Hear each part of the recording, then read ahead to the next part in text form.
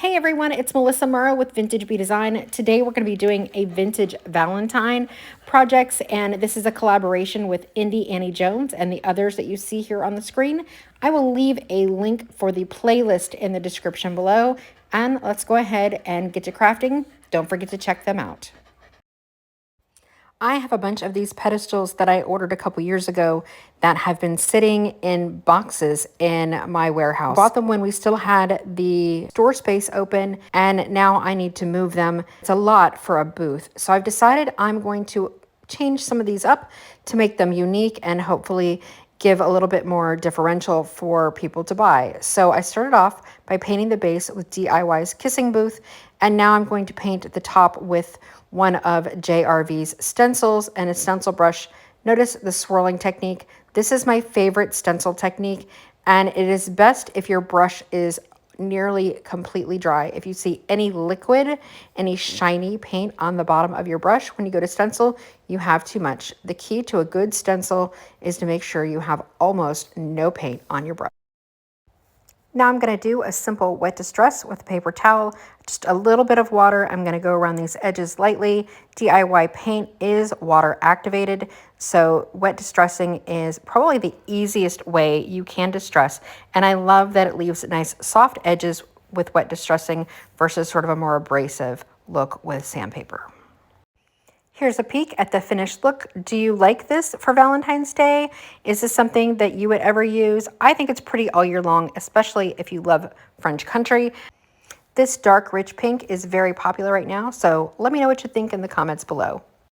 And here's a quick reminder that you can follow us on all social media at Vintage Bee Design, and we have a community in Facebook called Creating the Hive or CreativeCon Vintage Bee. And I have just started this month a new coaching group. Membership is only $20 a month. There's lots of discounts. Links are in the description below. Let's get back to crafting. So this next project is something I've been wanting to try for a while, and I decided I would give it a go for this Valentine's Day collaboration. And here I am just using a piece of paper. I'm going to make a heart.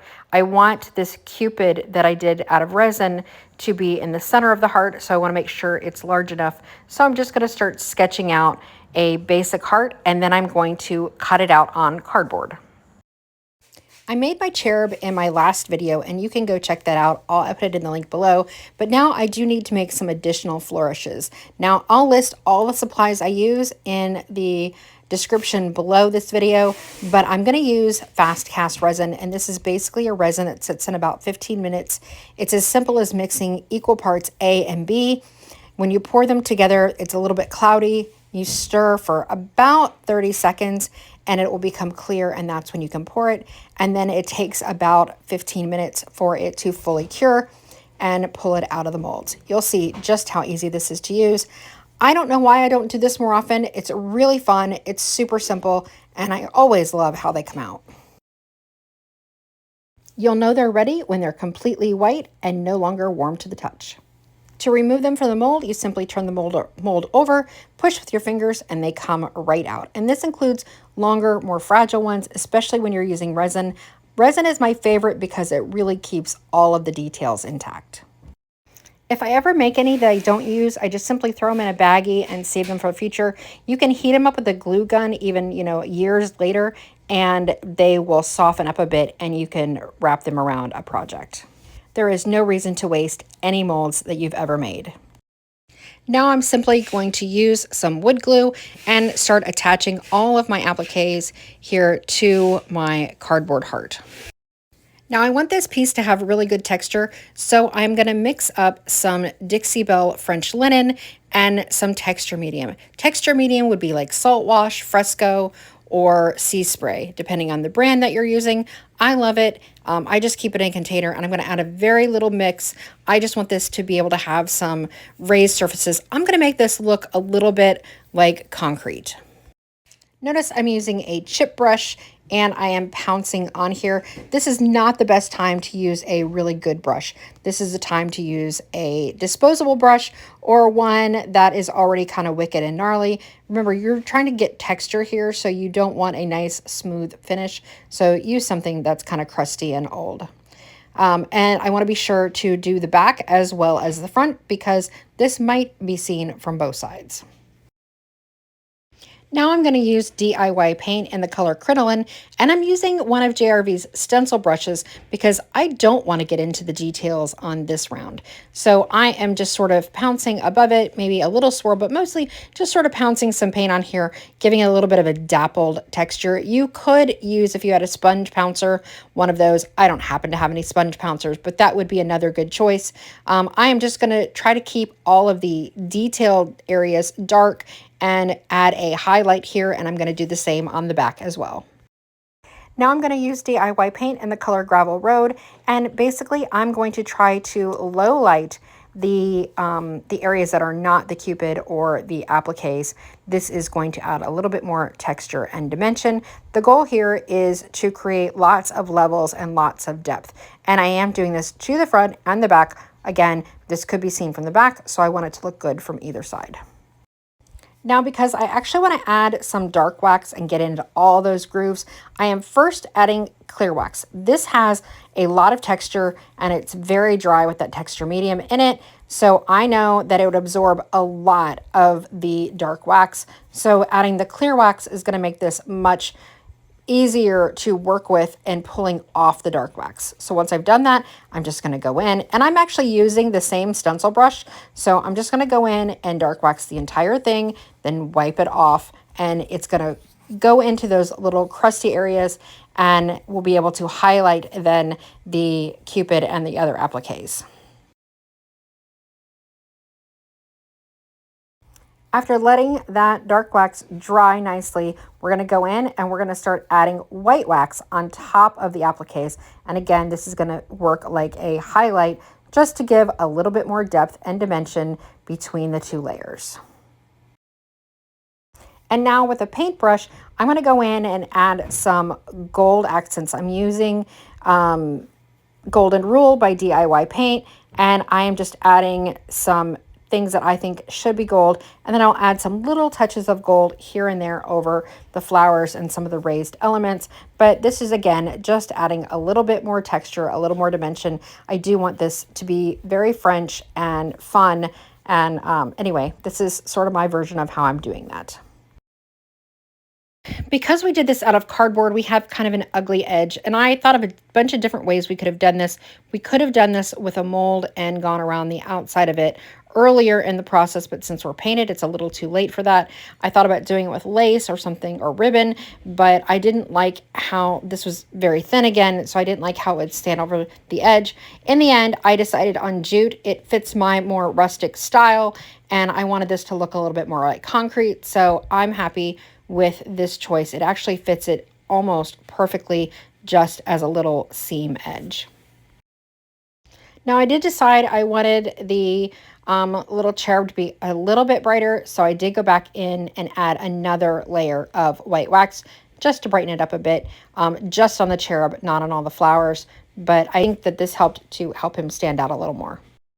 I happen to have this jute tassel in my stash from when I took apart some beads, and I'm just going to hot glue it on the back and then put a little piece of ribbon just above the string just to kind of help secure it in place, make sure it doesn't fall off. And then I will trim the jute so that it can't be seen on the other side of the ribbon, and that'll help hold it on nice and securely.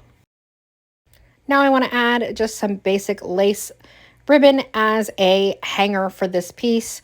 There are really so many ways that you could embellish this if you wanted to make it far more blingy. I'm a little more rustic, so I kept this very simple. And here is my completed project. I think it looks a lot like faux concrete. Let me know what you think in the comments below. Do you like it?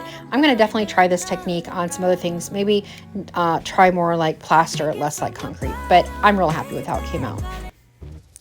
And get your excited face on because CreativeCon is back. We're going to be holding it here in Jacksonville, Florida. You can go to vintagebedesign.com and click on the link under business skills, and you can get your tickets. We have online classes available, we have in-person, and we have payment plans for the in-person as well. We have limited tickets. This is a fun event, so go book now. You don't want to miss out. And so now I've decided to have a little bit of fun with my Glowforge, and I'm going to try a new technique. I have read where you can go ahead and paint the board before you cut it out, and that will save you time in painting. So I'm going to try this out and paint the entire board and then tape it up and begin the cutting process.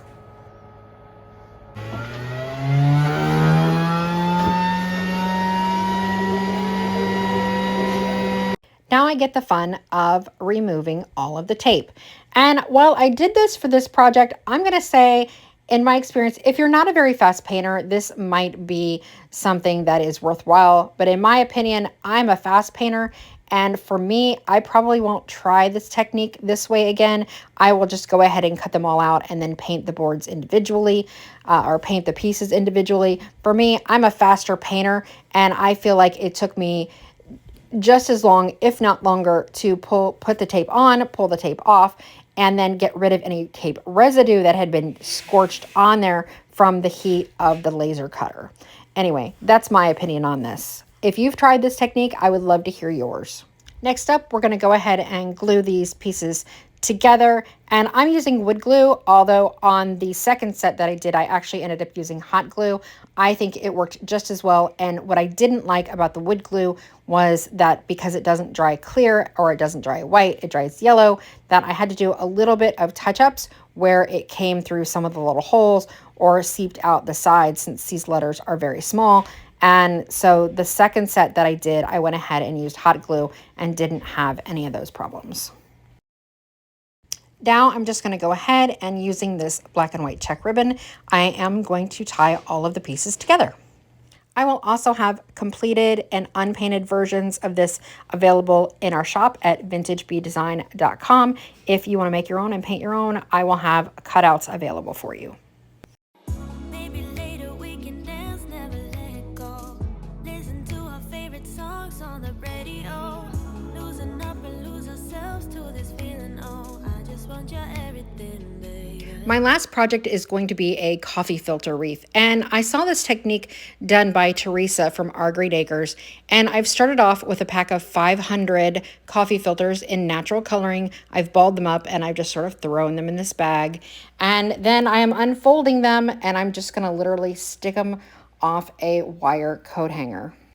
As you can see, this was a fun sit on the couch project. I had planned on doing this in a heart shape, but it turned out I didn't like the way that looked. So I'm working on my wreath, and I've kind of hit a point where I'm not feeling good about doing it on the couch anymore. I think we're getting close to the end, and it's feeling a little treacherous. So here's how we're at. I think it's looking really fabulous. And if I'm being completely honest, when I was kind of folding the wire, I was thinking this wreath was going to be much smaller, and I'm really happy with how large it is. So I'm trying to keep my center. I didn't think I was going to have a point here while I was doing it, but the more I get on here, the more the point is becoming obvious. And I'm a little bit curious on how these curves are going to work here. Right? I got to go in like this and kind of pop here in the center together. And I'm getting to the point where I'm not sure how that's going to work. So I am just going to trust the process. But I am, in the meantime, because I'm going to have to tape these together like this, and all of this should fill in. But I've kind of hit a point where, you know, it keeps cascading this way. So I'm going to use some tape, and I'm going to start taping off one end to make it harder for this to come off should it desire to. So I've just used my tape and wrapped it around here, and my hope is that as these come over and this fills up, that they can't kind of go over this piece of tape. That's the goal, because everything just sort of keeps, you know, pushing in that direction. So let me go ahead and finish.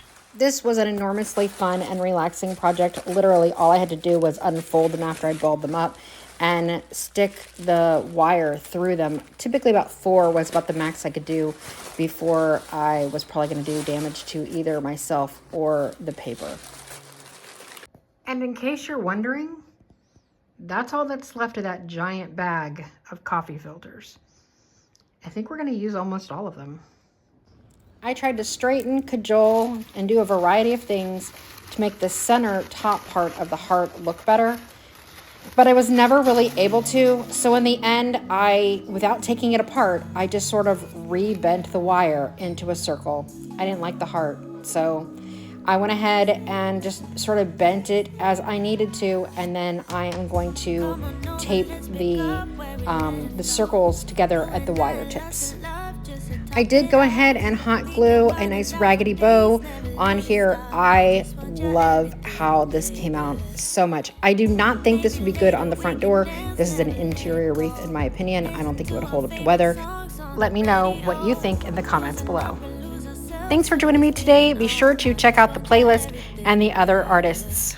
You can also search online using the hashtag LoveVintage23. I'll see you guys in a few days.